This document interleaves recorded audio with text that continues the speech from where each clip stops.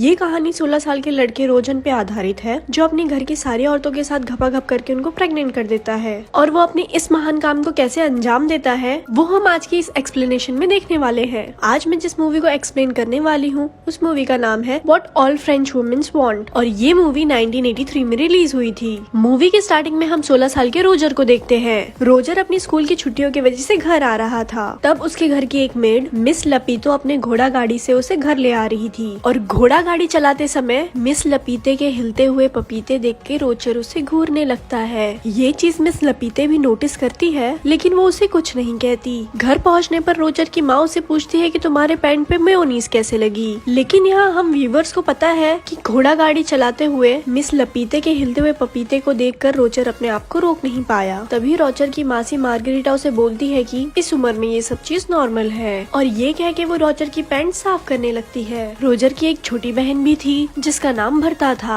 उसके बाद भरता रोजर को जंगल में ले जाती है जहाँ मिस लपीते भी थी। तभी मिस लपीता रोजर के सामने ही साइड में जाके हल्की होने लगती है और ये देखकर रोजर की आंखें बाहर आ जाती है। उसके बाद रोजर को किसी के चिल्लाने की आवाज सुनाई देती है और जब रोजर वहाँ पर देखने के लिए जाता है तब उसे वहाँ पर उसी के घर की एक मेड उर्सिला किसी और के साथ जंगल में मंगल करते हुए दिखाई देती है। जिसके बाद रोजर वहाँ से भाग जाता है क्योंकि उसे लगता है कि वो एक गलत दुनिया में आ गया है। उसके बाद सीन स्विच होता है और हम पूरी फैमिली को एक साथ खाना खाते हुए देखते हैं, जहाँ हम व्यूअर को पता चलता है कि रोजर की माँ काफी स्ट्रिक्ट है। शाम को रोजर जब सोने की कोशिश कर रहा था तो उसे बाहर से कुछ आवाजें सुनाई देती है और जब वो कमरे से बाहर आता है तो वो देखता है कि एक नौकरानी घोड़ी बनकर खड़ी है और कोई उसके पीछे से बजा रहा है। और ये देखने के बाद रोजर की फटके 4 हो जाती है और रोजर वापस सोने के लिए चला जाता है और बिस्तर में उसकी छोटी बहन बर्था छुपी हुई थी। तब बर्था उसे बताती है कि मिस लपीते ने मुझे बताया है कि हमारी मासी मार्गरीटा अभी भी वर्जिन है। जिस पर रोजर उसे पूछता है कि वो अभी तक वर्जिन क्यों है, जिस पर बर्था उन्हें बताती है कि उन्हें मर्दों से डर लगता है और इसलिए उन्होंने अभी तक शादी नहीं की है। तभी वहाँ अचानक से नैनी केट आ जाती है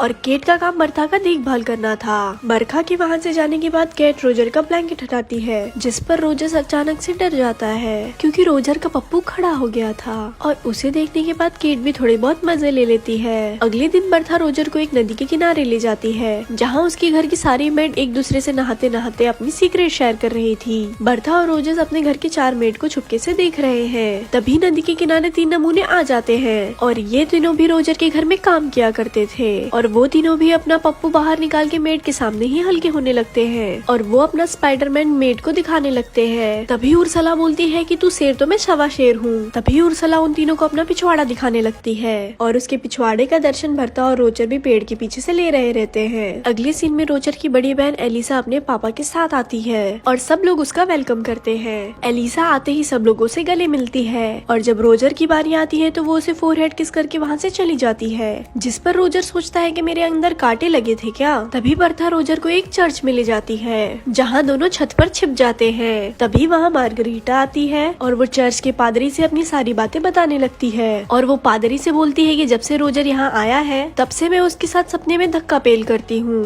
ये सारी बातें रोजर भी सुन रहा था। ये सुनने के बाद रोजर बहुत ज्यादा खुश होता है और बहुत ज्यादा एक्साइटेड हो जाता है, जिसके बाद वो पादरी के बगल में गिर जाता है और पादरी इन दोनों को रोजर की माँ के पास ले जाता है, जिस पर रोजर की माँ पादरी से बोलती है कि आप ही बताइए मैं इन दोनों के साथ क्या करूँ। जिस पर पादरी बोलता है कि आप रोजर के पिछवाड़े पे मार मार के उसके पिछवाड़े बंदर की तरह लाल कर दो, तभी इसे समझ आएगा और ये काम मार्गरीटा अपने शुद्ध हाथों से करेगी तो इसे ज्यादा मजा आएगा। रोजर की माँ मार्गरीटा से बोलती है कि तुम एक हंटर लो और शुरू हो जाओ। पहले तो मार्गरीटा ये करने से मना करती है, लेकिन रोजर की माँ के फोर्स करने के बाद वो ऐसा करने लगती है और वो रोजर के पिछवाड़े पे मार मार के उसे बंदर के पिछवाड़े की तरह लाल कर देती है। रात को सोते समय रोजर को फिर से बाहर से किसी की आवाज सुनाई देती है और जब वो अपने कमरे से बाहर निकलता है तो वो देखता है कि उसकी मेड हेलन किसी से ठुकवा रही थी और आज भी उसे बस हेलन ही दिखती है, उसके पीछे वाला बंदा बिल्कुल भी नहीं दिखता। और इस बार रोजर अकेले इस नजारे का मजा नहीं ले रहा था, बल्कि मिस्टर फ्रैंक भी ये सब कुछ देख रहे थे। तभी उस वक्त अचानक से रोजर के पास उर्सला आती है और वो उसे कहती है कि आओ मैं तुम्हारे पिछवाड़े में मूव लगा दूं। इतना मार खाने के बाद दर्द भी बहुत ज्यादा हो रहा होगा, जिस पर रोजर उसे ऐसा करने से मना कर देता है। उसके बाद रोजर उसे पूछता है कि हर रात हेलन को कोई पीछे से बजा रहा रहता है, क्या तुम्हें पता है वो बंदा कौन है। जिस पे वो रोजर को बोलती है कि हम मेड का टॉप सीक्रेट है। तब रोजर को ख्याल आता है कि उसने ये शो अकेले नहीं देखा था, बल्कि मिस्टर फ्रैंक भी इस शो को एंजॉय कर रहे थे।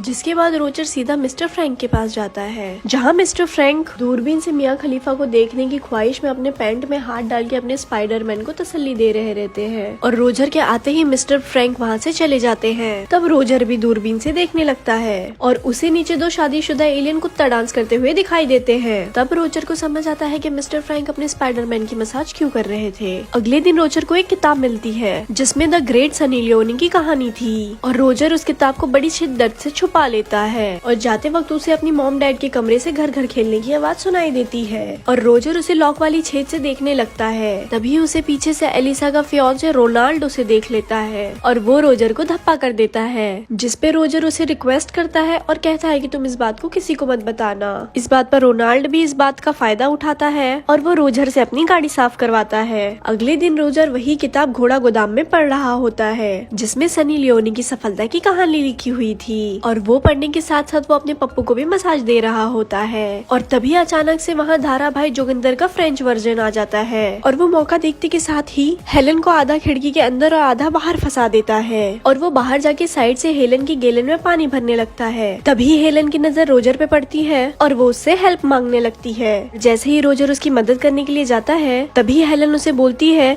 रुको जरा सब्र करो और गैलन में पानी भरने दो। तभी रोजर निकल के बाहर देखने जाता है कि हेलन की गैलन में पानी कौन भर रहा है, लेकिन तब तक जोगिंदर भाई अपना काम कर चुके थे। अगले सीन में रोजर अपनी फैमिली के साथ बैठा था जहाँ रोलांड रोजर को अपने जूते साफ करने के लिए कहता है, लेकिन रोजर काम करने से सीधा मना कर देता है। तभी रोलांड अपनी औकात दिखाता है और वो रोजर की सारी सच्चाई उसकी माँ को बता देता है, जिस पर रोजर की माँ बोलती है कि मेरी दोनों बेटियाँ ठीक है, लेकिन पता नहीं मैंने इस इमरान हाशमिन को जन्म कैसे दे दिया। जिसके बाद रोजर अपनी सनी लियोनी वाली किताब को अपनी बहन की किताब से बदल देता है और वो छुप के देखता है कि वो इस किताब को पढ़ेगी या नहीं। उसके बाद एलिसा उस किताब को पढ़ के ऐसा रिएक्ट करती है जैसे उसे धरती पर स्वर्ग मिल गया हो। उसके बाद रोजर किचन में जाता है जहाँ उर्सला होती है और वो मौका देख के उर्सला को वहीं घोड़ी बनाने लगता है, लेकिन तभी अचानक वहाँ एक दूसरी मेड आ जाती है और रोजर वहाँ छुप जाता है। जिसके बाद रोजर सोचता है कि मेरे ही किस्मत में एल लगे हुए हैं। तभी उसकी दिमाग की बत्ती जलती है और वो मिस लबीता के पीछे उसके पपीते दबाने जाता है, जिसपे मिस लपीते उसे पहले मना करती है कि ऐसा मत करो, लेकिन थोड़ी देर बाद उसे मिस लपीते कहती है रोजर मेरे बच्चे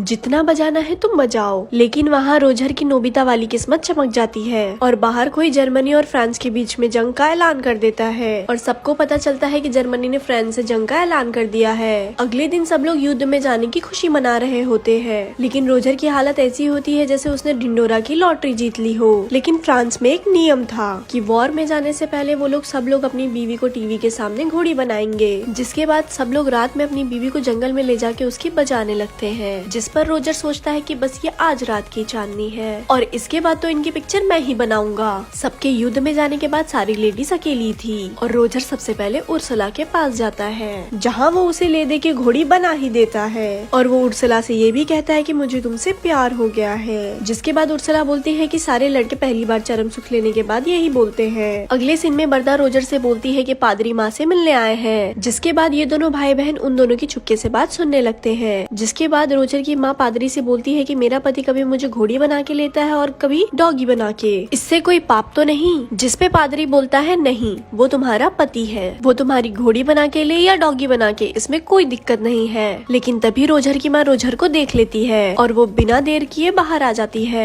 अगले दिन बर्था की नैनी केट हमें दिखाई दी जाती है और वो नदी किनारे बैठ के अपनी जुल्फे सवार रही थी, लेकिन तभी वहाँ रोजर भी आ जाता है और वो पानी में जंगली सुअर की तरह रेंगने लगता है। पहले तो रोजर केट से मजे लेता है, लेकिन जैसे ही वो देखता है कि वो भी राजी है, वो मौके पे चौके मार देता है और वो दोनों वहाँ पर घपाघप करने लगते हैं। अब रोजर पूरी तरह से अल्टीमेट हरामी बन चुका था, जिस पर रोजर सोचता है कि अब सारी औरतों का मटका मैं ही फोड़ूंगा। और अगले दिन रोजर का बाप वहाँ छुट्टी लेकर आ जाता है और रोजर देखता है कि मार्गरीटा और केट उसके माँ बाप को घर घर खेलते हुए देख रहे हैं, जिस पर रोजर उनसे कहता है कि तुमसे ना हो पाएगा और ये बोल के वो वहाँ से घर भी चला जाता है। ये देख के उसके माँ बाप हैरान हो जाते हैं और रोजर को वहाँ से भगाने लगते हैं। जिसके बाद मार्गरीटा अपने कमरे में सोने के लिए चली जाती है, लेकिन रोजर उसके कमरे में उसे धप्पा कर देता है और उससे पूछता है कि क्या तुम अभी तक वर्जिन हो, तो आओ मैं तुम्हारा गेम बजा देता हूँ। जिसके बाद वो दोनों घबाघब करने लगते हैं। उसके बाद हम फिर से हेलन को देखते हैं जो चाय नाश्ता लेकर आ रही थी, लेकिन इस बार युद्ध में जाने की वजह से उसका का बजाने वाला कोई नहीं था। तभी वो रोजर के कमरे में जाती है और रोजर उसे पीछे से पकड़ लेता है और वो उसे घोड़ी बना देता है। अगले दिन रोजर एलिसा के पास जाता है जहाँ वो घोड़ों को घास खिला रही थी, जिस पर रोजर उसे बोलता है कि मैं आज तेरी भी पिक्चर बनाऊंगा। पहले तो एलिसा उसे ऐसा करने से मना करती है, लेकिन थोड़ी देर बाद बोलती है कि हाँ मेरी पिक्चर बनाओ और हाँ मुझे पिक्चर में घोड़ी का रोल देना, जिसके बाद रोजर उसे भी घोड़ी बना देता है। अब रोजर सारी औरतों के बीच पॉपुलर हो गया था। इसके बाद सारी औरतें बारी बारी करके उसके पास काम 25 करवाने आती थी। दिन बीतते जाते हैं और ये सिलसिला चलता रहता है। एक दिन एलिसा रोजर से बोलती है कि मैं प्रेग्नेंट हूँ। तभी रोजर देखता है कि रोलांड भी वापस आ गया है, क्योंकि अब युद्ध खत्म हो चुका था। उर्सिला और मार्गरेटा भी उसे बोलती है कि मैं प्रेग्नेंट हूँ। और ये सुनने के बाद रोजर के पैरों तले जमीन ही खिसक जाती है, क्योंकि अगर उसके मॉम डैड को ये बात पता चली तो उसके मॉम डैड उसे ही घोड़ी बना देंगे। तभी रोजर उर्सिला से बोलता है कि एक नेल पॉलिश लेके आओ, और वो उस नेल पॉलिश को एलिसा के बेड पे लगा देता है और बोलता है कि तुम कुछ भी करके रोनाल्ड के साथ घपाघप कर लेना, जिससे रोलांड को लगे कि एलिसा अभी भी वर्जन है। उसके बाद वो अपनी मासी से बोलता है कि आप फ्रैंक से शादी कर लो, वो आपको बहुत ज्यादा पसंद करता है। और ये सुनने के बाद वो दोनों शादी के लिए मान जाते हैं। उसके बाद रोजर उर्सिला के पास जाता है और उसे शादी के लिए प्रपोज करता है, लेकिन उर्सिला उसे मना कर देती है, क्योंकि वो पहले से ही किसी और को पसंद करती थी। और उसके बाद तीनों औरतों की शादी हो जाती है और रोजर के कांड के बारे में किसी को कानोकार खबर भी नहीं होती। और उसी रात रोजर फिर से हेलन के साथ घपाघप करता है और अगले दिन हेलन उसे बताती है कि मैं भी प्रेग्नेंट हूँ। लेकिन अब रोजर की स्कूल की छुट्टियां खत्म हो चुकी थी, इसीलिए वो उसे बोलता है कि मैं तुम्हारे लिए भी एक अच्छा पति ढूंढ लूंगा, जिसपे हेलन बोलती है कि तुम इसकी टेंशन मत लो, क्योंकि मैंने सब लोगों के साथ घपाघप किया है और मैं इस पे किसी का भी नाम लगा सकती हूँ। उसके बाद रोजर अपने पापा के साथ खुशी खुशी वहाँ से चला जाता है और ये मूवी यहाँ खत्म हो जाती है। ऐसे ही और मूवी जानने के लिए इस पेज को लाइक करें। धन्यवाद।